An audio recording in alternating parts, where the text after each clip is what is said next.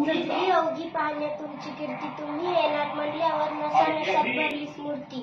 नमस्कार, माझे नाव प्राची विलास कांबळे, मी इयत्ता 5वी शिकते.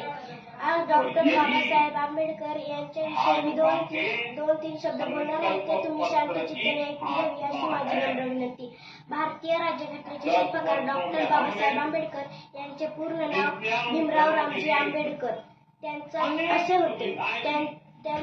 त्यांचा जन्म 14 एप्रिल 1891 रोजी मध्य प्रदेशातील महू या गावात झाला. त्यांच्या वडिलांचे नाव रामजी आंबेडकर व आईचे नाव भीमाबाई आंबेडकर असे होते. आंबेडकर अवघे 5 वर्षाचे असताना त्यांच्या आईचे निधन झाले. एवढे बोलून मी माझे भाषण संपवते. जय भीम, जय महाराष्ट्र. जरा